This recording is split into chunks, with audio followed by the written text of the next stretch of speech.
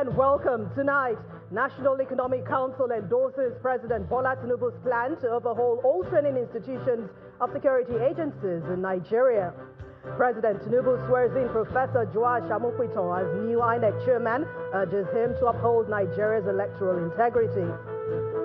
Lead counsel for Nnamdi Kanu, Kanu Agabi, applies to withdraw from representing the detained IPOB leader, saying Mr. Kanu reclaim his case file. And NBA stars and mafia members among over 30 arrested in illegal gambling crackdown. And on business, strong investor demand drives Nigeria's treasury bills oversubscription by over 100 billion naira as yields rise across all tenors. On sports news tonight, Lionel Messi agrees a contract extension with Inter Miami, which will see the Argentine superstar remain in Major League Soccer until 2028. And from Abuja, Senate advances bill to establish sickle cell research and therapy centers across Nigeria's 6 geopolitical zones and the FCT.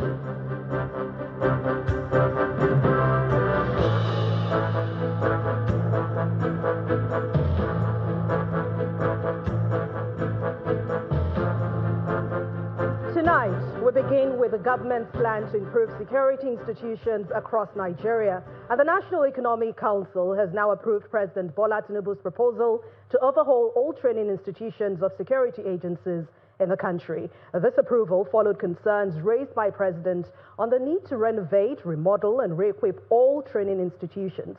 Our State House correspondent Empress Simon reports on this and other deliberations at the NEC meeting. From across the 36 states of the Federation, state governors and some deputy governors converged on the council chamber of the State House, Abuja, for the 153rd meeting of the National Economic Council, chaired by Vice President Kashim Shettima. President Bola Tinubu also joins the meeting shortly after swearing in the new chairman of the Independent National Electoral Commission, INEC, alongside some of the presiding officers of the National Assembly.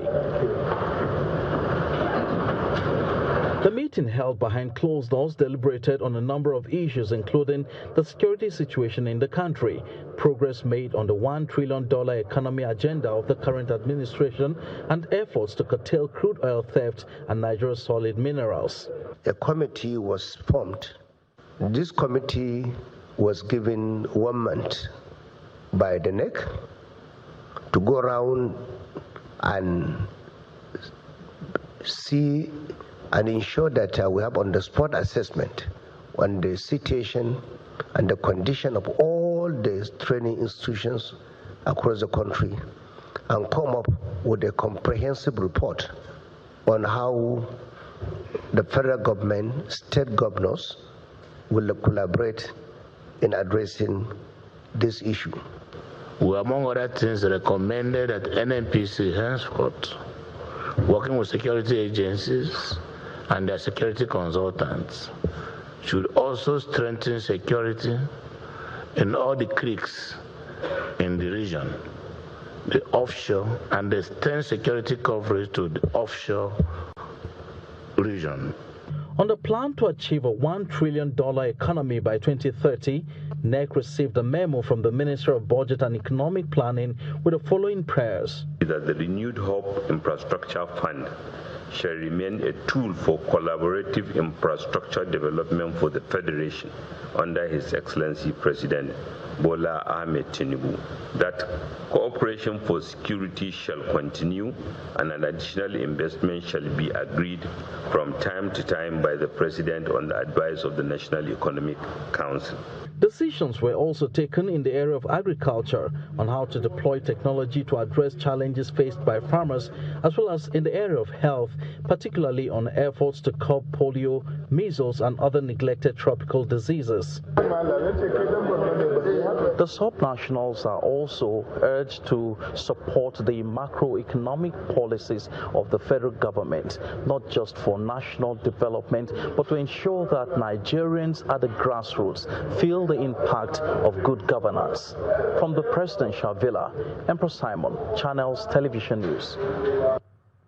We head to Kebbi State now, where the Governor, Nasir Idris, has dismissed reports that the state government is engaging the services of mercenaries to combat bandits in the state. He made the statement at the government house in Kebbi when the Chief of Defense Staff, General Christopher Musa, paid him a courtesy visit. He pledged to continue to support the efforts of security agencies to combat security threats in Nigeria's northwest region. The Chief of Defense Staff is in Kebbi State as part of his operational visit. He's at the government house to appreciate the Kebbi State government for the logistics and welfare support given to troops that are fighting against bandits in Nigeria's northwest region. All we want is that to get timely. He reaffirms the commitment of the military to sustaining efforts to tackle banditry and other security threats in Kebbi State and across Nigeria. We know how it feels when you lose loved ones. But we will not let you down. We'll continue to work with you. And we appeal, please don't be tired. Any information is vital. Get to us as quickly as possible so that we can get it. We'll exchange numbers so that even the commanders here, you can get to them directly. If you can't get to them, get across to us, we'll get to them. All we want is that to get timely information so that we can react in good time. These criminals must be taken out of the system. The killing is too much. The killing must stop. In his response, Governor Nasir Idris appreciates the efforts of security agencies, including the military in the state, and dismissed reports that the state government is engaging mercenaries to fight bandits.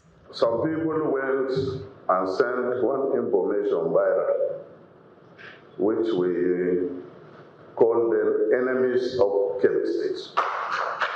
They are in the hand of our peers. They have not done anything for people of Kebbi State. Even that time there are insecurity, particularly in the southern part. We believe in security, and we believe in the performance of our security agencies in Kebbi State.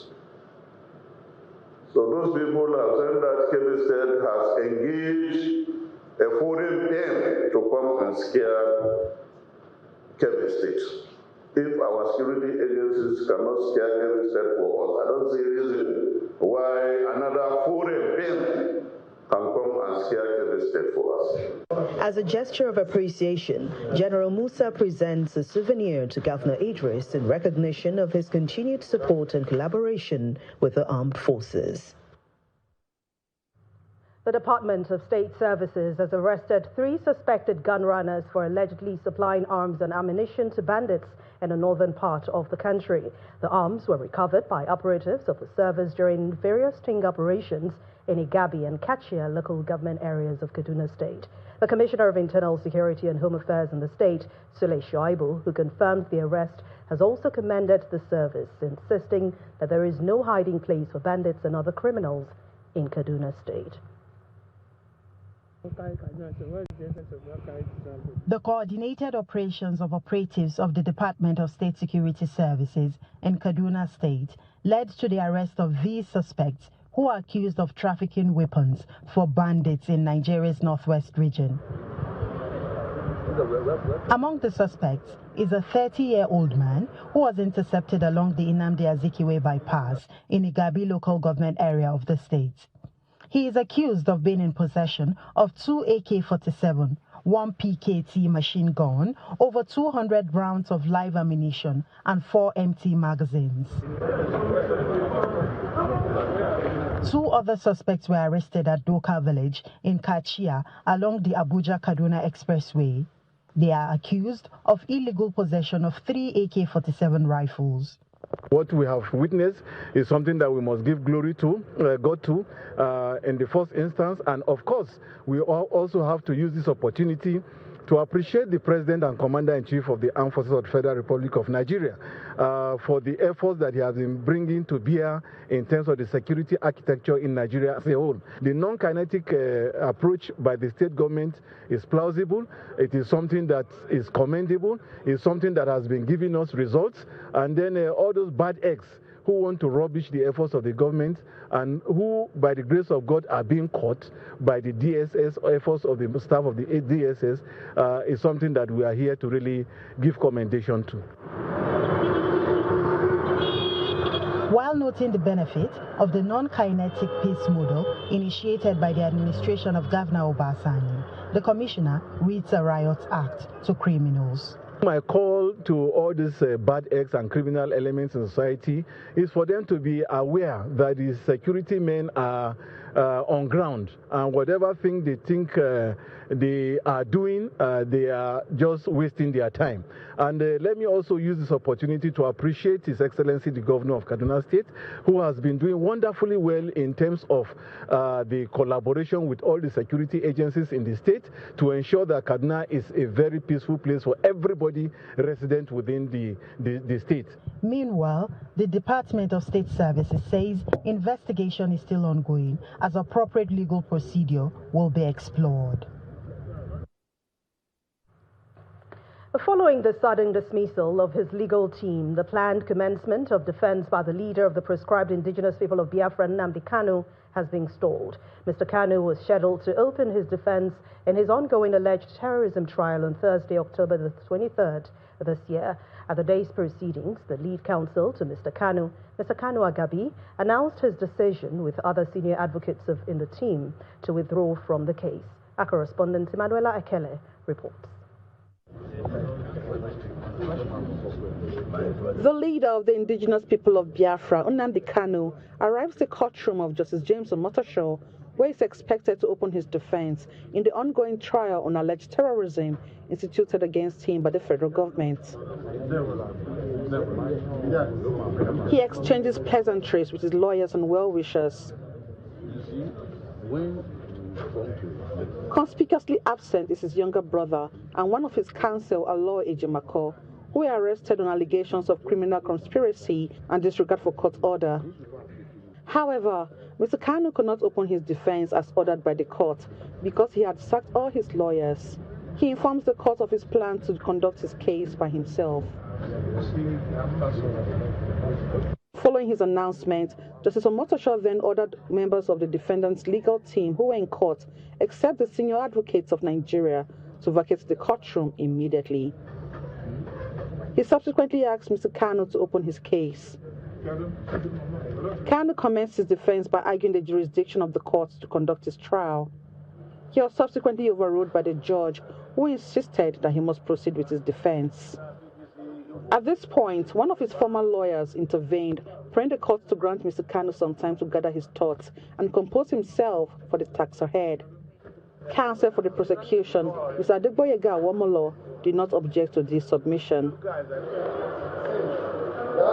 The lawyers react to their withdrawal from the case. A number of us who have been defending Nnamdi, he has decided to conduct his defense by himself. He has a right to do so. We respect that decision, and we wish him well going forward. That's all. Justice James Omotosho has adjourned the case to Friday, October 24th for Nnamdi Kanu to enter his defense, insisting on accelerated hearing. From the Federal High Court Abuja, Emanuela Ekele, Channels Television News. In part two, after the break, EFCC recovers $411 million and 566 billion naira under the 2-year leadership of Chairman Ola Olukoyede. Please join us again.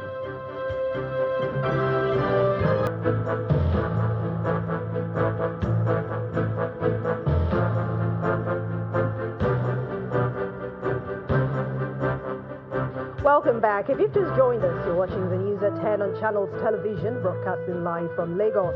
A reminder of our top stories. National Economic Council endorses President Bola Tinubu's plan to overhaul all training institutions of security agencies in Nigeria. President Tinubu swears in Professor Joash Amokweton as new INEC chairman, urges him to uphold Nigeria's electoral integrity. Lead counsel for Nnamdi Kanu, Kanu Agabi, applies to withdraw from representing the detained IPOB leader as Mr. Kanu reclaimed his case file. And NBA stars and mafia members among over 30 arrested in illegal gambling crackdown.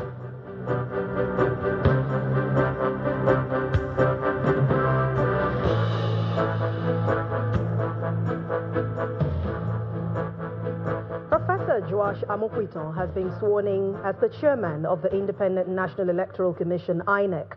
The short ceremony, which was presided over by President Bola Tinubu, had in attendance the Vice President Kashim Shettima, the leadership of the National Assembly, ministers, state governors, and senior aides of the president.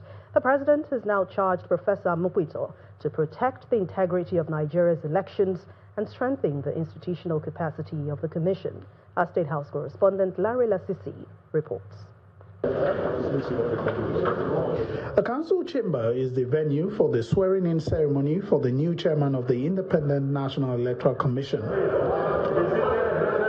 In attendance is Vice President Kashim Shettima, the leadership and members of the National Assembly, state governors, the head of civil service of the Federation, and other dignitaries.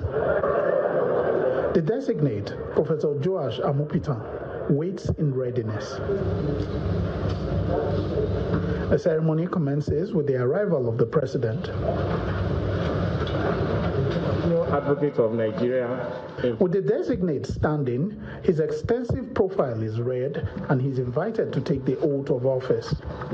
I, Professor Joash Amupita, SAN, do solemnly swear that I will be faithful and bear true allegiance to the Federal Republic of Nigeria, and that I will devote myself to the service and well-being of the people of Nigeria.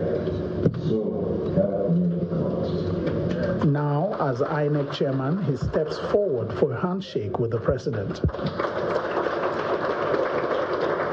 Some photographs are then taken. In a brief speech, the president notes that the country's electoral system has improved significantly, highlighting the importance of a credible system for a vibrant democracy. We must consistently improve our electoral process, addressing the challenges of yesterday and innovating for today and tomorrow. To maintain public trust in elections, electoral integrity must be protected. All aspects of the process, from registration to campaigning, immediate access, voting and counting, should be transparent, non-violent, and be credible. He then gives a charge. No electoral system is flawless, but since elections are vital to a nation's future, it is essential to continually strengthen electoral institutions, ensuring they are robust, resilient, and safeguarded against artificial setbacks. I therefore charge you, Professor Amukito, as you take on this important assignment to protect the integrity of our elections and electoral process and strengthen the institutional capacity of INEC. Speaking afterwards, the chairman states his position clearly. I'm going to defend the Constitution and the laws of the Federal Republic of Nigeria as far as it relates to the electoral system. And like the president said, I was given a clear charge to ensure credible, fair and free election. Not just that I will ensure that that is done, I'm also going to engage all the stakeholders, because no matter how you set the barometer and the level of success, you still need all the stakeholders to be able to succeed. All eyes will now be on the new INEC chairman as he begins his tenure with the conduct of the Anambra State governorship election, which is coming up in early November. From the presidential villa, Larry Lasisi, Channels Television News. The Economic and Financial Crimes Commission, the EFCC, has recovered a total of $411 million and 566 billion naira in the last 2 years under the leadership of the chairman of the commission, Mr. Ola Olukoyede. The Director of Public Affairs of the Commission, Mr. Wilson Owajaren, disclosed this during a media briefing to mark the second year of the leadership. According to him, within the period, the Commission conducted over 29,000 investigations and secured over 7,500 convictions. The Coordinating Minister of Health and Social Welfare, Professor Ali Pate, says the media is key to creating national narratives that inspire hope and drive collective progress. Professor Pate made this remark at a high-level health media dialogue with media executives in the nation's capital, Abuja. He emphasized that the media can frame stories of possibility, renewal, and positive change that help Nigerians take pride in building a stronger health system. This high-level health media dialogue, which is aimed at building a stronger health system through the media, has in attendance key officials at national and sub-national levels, including the Minister of Health, Professor Mohammed Pate. Professor Pate urged the media to champion accountability in the government's reforms in the health sector, highlighting the Red Letter Initiative, which signals renewed commitment to transparency across ministries and agencies. This is the media. You are so key to creating national narratives. What you choose and how you frame it. The same issue can be framed in different ways. And the narrative collectively that we frame of lamentation, despondency, or we can frame a narrative of possibility, of hopefulness, and of renewal, that in fact, collectively, we can interrogate our systems, we can create opportunities for improvement, we can advocate for positive change, we can execute them, but with pride in what we can do, not to complain to anybody. In the last 2 years, what we've seen is effort to build another national consensus on development of this country. And that has informed some of the hard decisions that were made, which are not easy. Contributing to the discussion, Governor Uba Sani commended the efforts of the health minister towards improving the health outcomes of Nigerians. I'm deeply appreciative of the Federal Ministry of Health and Social Welfare under the visionary leadership of the Honorable Minister Dr. Ali Pate, whose commitment to advancing Nigeria's health system is exemplary and inspiring. His appointment has really changed and repositioned the Ministry of Health. Today, I can say without any contradiction, the states and the federal government are working on the same platform. We are on the same page, and there's a synergy. The dialogue themed escalating executive and media action for health accountability and financing catalyzes the commitment of government and media leaders towards improving the health sector. From Abuja, Victoria Longchun, Channels Television News. The 25th edition of the NECHI PR Roundtable has brought together industry leaders, policymakers, and communication experts to discuss the role of ethics in governance. Held under the theme, The Ethics of Governance, Shaping Reputation Through Public Relations, the forum is focused on national credibility. It's the 25th edition of the NECHI PR Roundtable, one of Africa's foremost platforms for strategic communication. And this year, the spotlight is exactly where it should be, on ethics in governance and how public relations can shape reputation and rebuild trust. Convener of the roundtable, Dr. Nkechi Ali Balogun, one of Nigeria's most respected voices in public relations and communications, sets the tone. Over the years, the Public Relations Roundtable has evolved into a respected forum for dialogue, learning, and advocacy. We have remained true to our founding vision to promote professionalism, uphold ethics, and use communication as a tool for development and nation building. In her opening remark, Godfrey Ogbeche, Group Executive Director of Rain Oil Limited, sums it up. Truth is the real capital of leadership. Ethics give governance its soul, and public relations, when practiced truthfully, gives that soul a voice.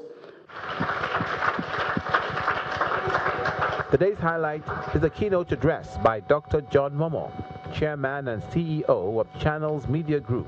With characteristic clarity, he speaks on the ethics of governance, shaping reputation through public relations. And his message is simple. Trust is the currency of leadership. Trust between leaders and citizens, trust between government and the governed, and trust between Nigeria and Nigerians. But let's now talk about PR, our craft, your craft. Some people think it is all about packaging. They say, call the PR people, they'll polish it for you. But PR isn't perfume.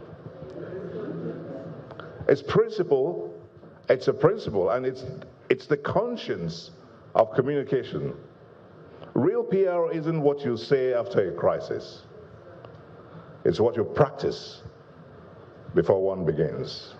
It's about listening before talking, engaging before announcing, and standing for truth before convenience.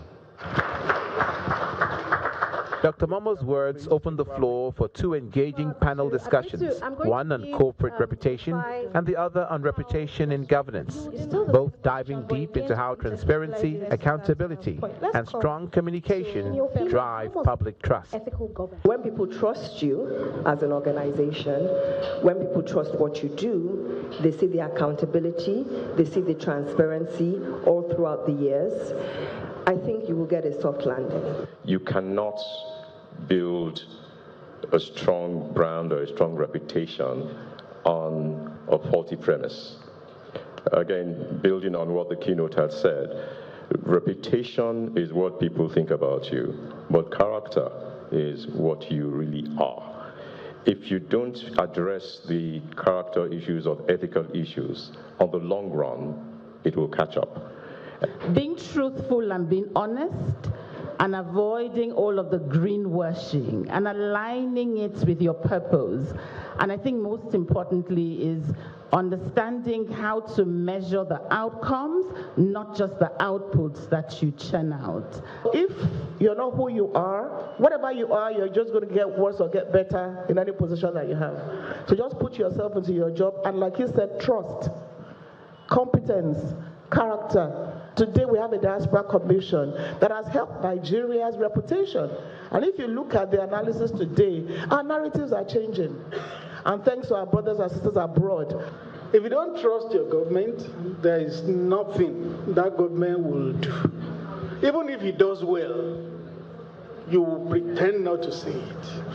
So it is very important that we get a government that we can trust. As long as government has question marks, particularly in terms of ethics, it's going to be difficult to trust that government. But beyond the speeches and applause, the 25th NECHI PR Roundtable is all about creating a space for PR professionals to exchange ideas, learn, and collaboratively address challenges in strategic communication. Because in the end, governance with integrity isn't just good PR. It's the foundation of a lasting reputation. Thank you very much. Thank you. Still ahead on the news at 10. Strong investor demand drives Nigeria's treasury bills oversubscription by over 100 billion naira as yields rise across all tenors. That's in business news. Please join us again.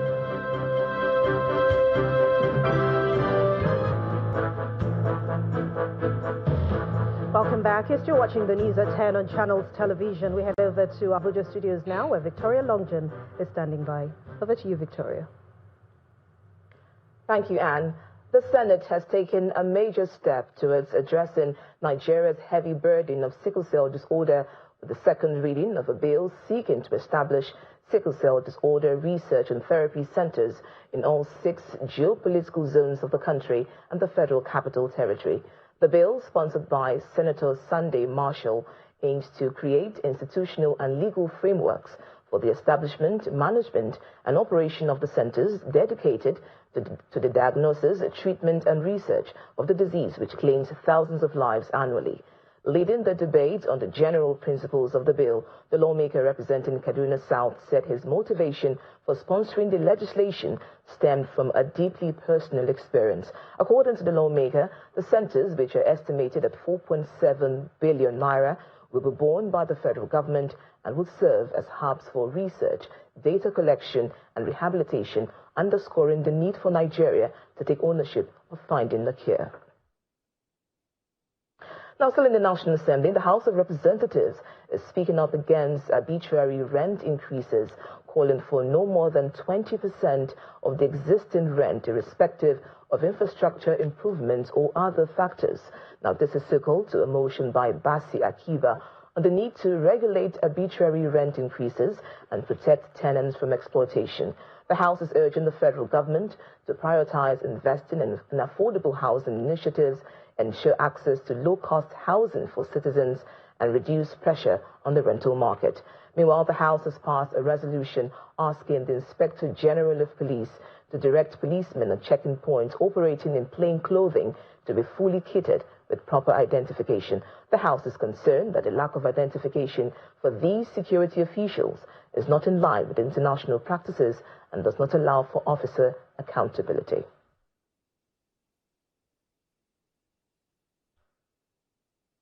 And the Minister of the Federal Capital Territory, Mr. Nyesom Wike, says President Bola Tinubu inherited a broken economy which will take time and difficult decisions to bring back on the track of progress. Mr. Wike said this when he delivered the keynote speech at the Innovate Africa conference in Abuja. He urged Africa's leaders to take the continent's destiny in their hands if its people must progress. Innovate Africa is a two-day conference that brings together investors, policymakers, global leaders, and entrepreneurs for masterclasses and networking opportunities. And he says he's giving statistics. The conference, themed Reimagining Africa's Leadership and Investment, is the focus of the keynote speaker, who appeals to Nigerians to give the administration of President Bola Tinubu more time. Africa cannot talk about development. Africa cannot talk about progress if leadership is transactional, if leadership is based on relationship, if leadership is not transformational, forget it. And I believe, by the grace of God, Nigeria is going to see a new narrative. I know that a lot of us are not patient, yes, but you forget that things that are so bad. This requires time. This requires taking tough decisions. And then it will take time before you begin to see results. But by the grace of God, the results are coming, trickling in. All we need to do is to be patient. On Africa's development, Mr. Wike lays the challenge at the doorstep of the continent's leaders. For too long, Africa has looked outward for solutions to problems that can only be solved from within. The time has come for Africa to come of age and rise beyond the rhetoric of aid and dependency, and to take deliberate, courageous decisions to chart its own path towards self-reliance, prosperity, and global relevance. Foreign aid, once embraced, is a bridge to development, has too often become a crutch that weakens resolve and distorts priorities. Development cannot be donated, it must be built. No nation or continent has ever achieved greatness through the benevolence of others. The conference hopes to spotlight key areas like infrastructure development, governance, food security, and the creative economy. Daily Amoyeni, Channels Television News. And that's it from the nation's capital. It's now back to Anne for the rest of the news at 10. Thank you, Victoria. And it's celebration time for one of Nigeria's most trusted household names, Golden Penny, as the brand marks 65 remarkable years of nourishing families and enriching lives across the nation. Well, the company reaffirmed its commitment to innovation, quality, and nutrition.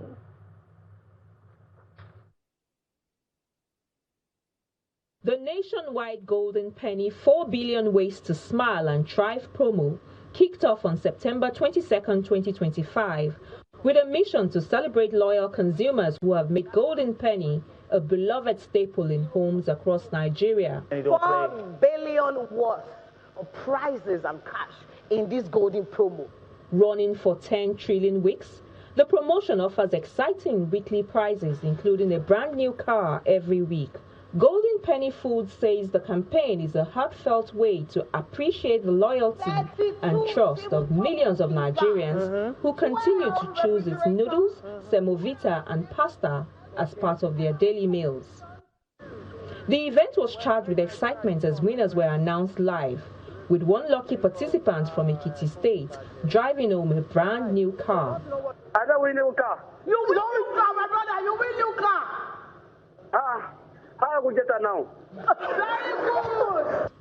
Participants were also reminded that this is just the beginning, with more opportunities ahead to win in upcoming weekly draws. For us, the 5 years is a celebration of consistency, celebration of loyalty, celebration of the bond that we built over the years with millions of households. And that's why, we are giving back with over 4 billion naira worth of prizes and cash to be won to enrich lives in meaningful ways, from household appliances to kitchen makeovers, so even a brand new car and cash gift as well. Consumers are encouraged to visit www.goldenpennypromo.com to check their winning codes and learn how to enter multiple times for a chance to win instant airtime, cash prizes, household items, and more cars. For this particular program, I would say our customers should keep on buying, keep on, entering, and they stand a chance to win more and more amazing prizes. Today we're able to reward over 1,000 consumers today, and we still have a lot more prizes to be won. Total for this promo will be rewarding over 1 million Nigerians will be rewarded from this promo. If you won, it meant that you bought 10 packs of what? 10 packs of... As the campaign continues, Golden Penny reaffirms its promise to feed, reward, and inspire smiles across Nigeria. Technology giant LG Electronics and Pan-African financial institution Ecobank Nigeria have unveiled a new product purchase collaboration for all Nigerians. It was a day of innovation and partnership as leading Pan-African lender Ecobank Nigeria and South Korean electronic powerhouse LG Electronics forged an alliance that allows customers who own an account in Nigeria to conveniently purchase consumer electronic items through flexible Ecobank payment and financing options. At a well-attended event in Lagos, key speakers described the collaboration as a milestone in delivering smarter living solutions to Nigerians by providing instrumental payments for LG's latest wide range of home appliances and electronics, which includes smart TV variants, refrigerators, washing machines, sound systems, and air conditioners. We have this shared mission. We want to connect our customers across the 35 countries, our 34 banking subsidiaries and 19 non-banking subsidiaries, to make their lives better, to enable access to finance. Today isn't just another product launch, it's the start of a new chapter in how we live, connect, and experience the world around us. The event, which also included a panel session with questions and answers from the panelists and the audience, also featured live demonstrations of LG's latest smart home appliances.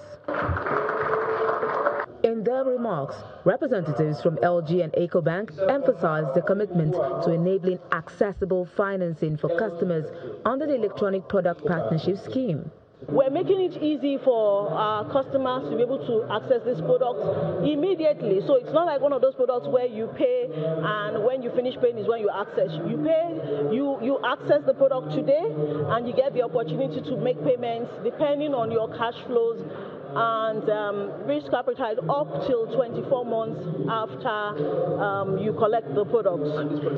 All LG products come with a 2-year warranty coverage. That means if you have got any issue within the span of 2 years, apart from physical damage when it comes to TVs, it will be fixed free of charge. That's one. Secondly, most people don't know that virtually 95% or almost 100% of all our products are assembled here in Nigeria. With the LG Ecobank product purchase partnership, Nigerians can now look forward to smarter living backed by accessible financing, a move that may redefine how consumers shop and pay for technology in the country.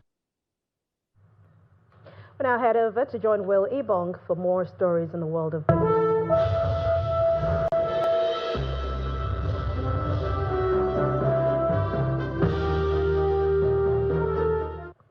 Thank you, Anne.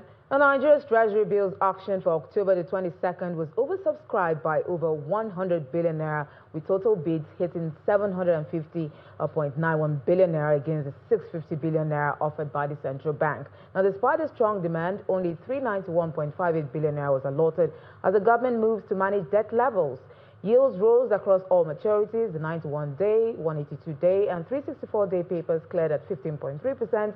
15.5% and 16.14% each, while true returns reached up to 19.25%. The one-year bill saw the highest interest, attracting 674 billion naira in bids. Analysts say investors are locking into longer tenured bills to enjoy high yields before potential rate cuts. Now we're checking with the domestic equities market, which is making its way towards the 100 trillion naira mark on strong investor confidence. Ladi Williams has the details.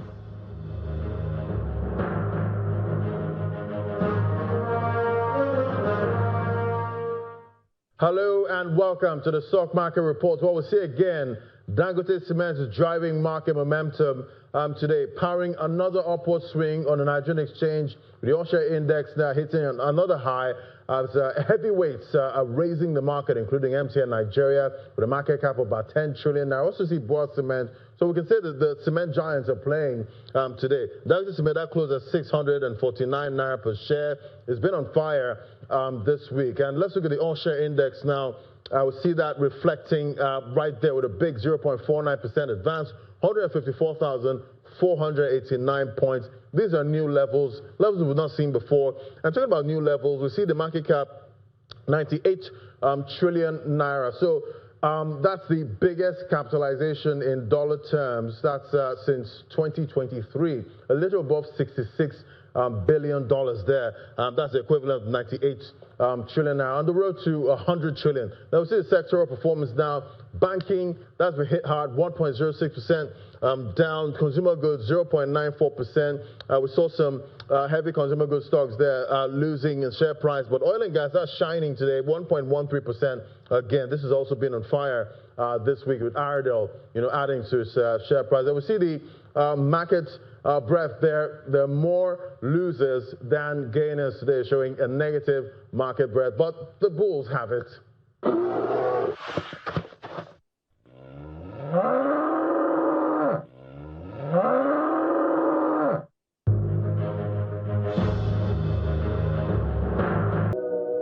And that's business. It's back to Anne for the rest of the news at 10.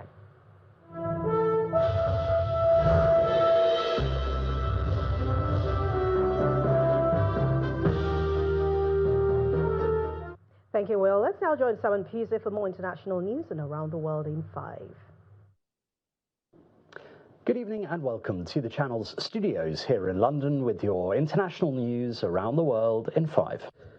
The United States has announced new sanctions targeting Russia's 2 largest oil companies in an effort to pressure Moscow to negotiate a peace deal in Ukraine.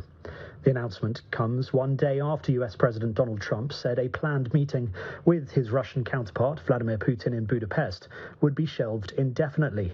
It represents a major shift in Trump's foreign policy, having previously said he would not impose sanctions until European nations ceased buying Russian oil. The Kremlin said Russia was immune to such sanctions. Today is a very big day in terms of what we're doing. Look, these are tremendous sanctions. These are very big. Those are against their 2 big oil companies, and we hope that they won't be on for long. We hope that the war will be settled. Meanwhile, residents of Russia's Belgorod region say blackouts, air raid sirens and the sound of gunfire are becoming increasingly common as Kyiv retaliates against repeated bombardments of its cities with cross-border strikes of its own. The number of Ukrainian drone attacks on the Belgorod region has increased nearly 4-fold since the start of 2025, according to Russian analysis based on data from local authorities. At least 40 migrants, including children, have died after their boat sank off the coast of Tunisia, close to the Mediterranean port of Madir in central Tunisia, while carrying about 70 people. All the people on board were from sub-Saharan Africa. It is the latest disaster to hit migrants trying to cross the Mediterranean from Africa to Europe.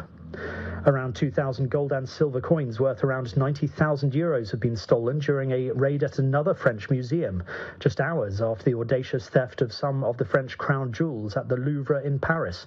The incident happened at a museum dedicated to the French philosopher Denis Diderot in Londres in northeastern France. When the House of Enlightenment opened, workers noticed a smashed display case and raised the alarm. It is the latest in a recent string of heists at cultural institutions across France. Oh, that tree just fell down. Strong winds of up to 155 kilometres per hour in New Zealand have left around 90,000 homes without power and forced authorities to cancel more than 100 flights.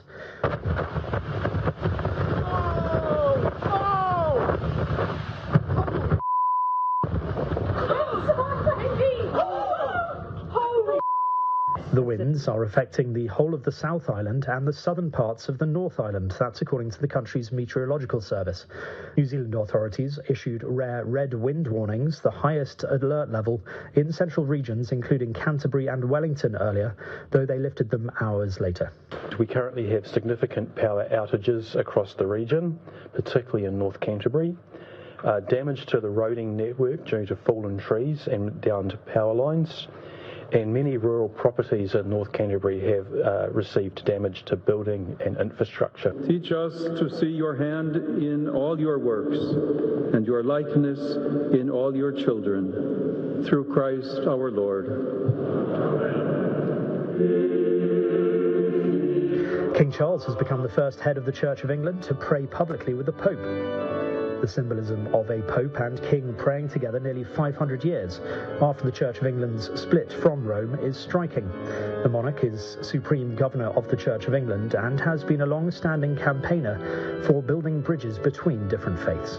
What we express before God is the troubles and the pains of our hearts and our lives. And I'm sure the difficulties that the royal family face at the moment will be part of that prayer. Similarly, Pope Leo has plenty of problems to attack.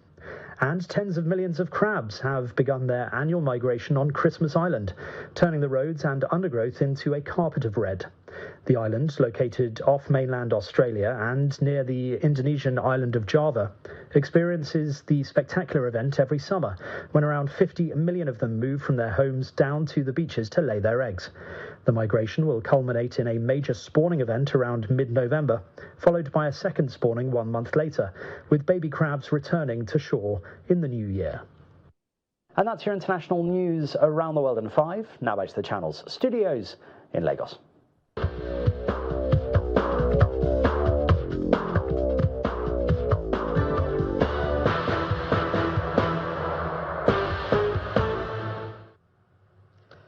Thank you, Simon. Welcome to Sports News. 10-time women's African champions, the Super Falcons of Nigeria, are seeking a comfortable win against the Amazons of Benin in Friday's 2026 Women African Cup of Nations final qualifying fixture, first leg in Lomé, Togo.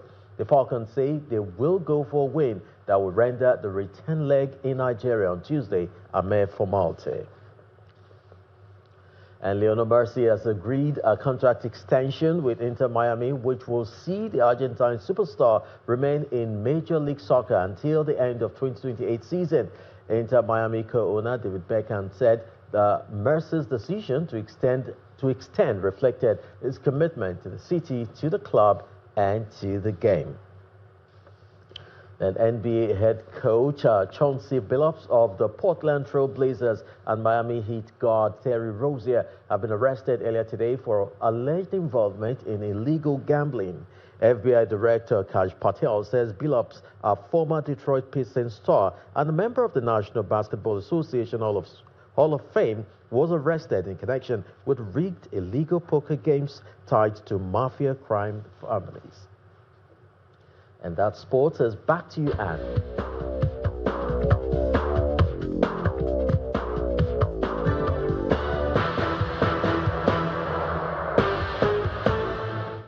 Thank you, Chris. And the main news again.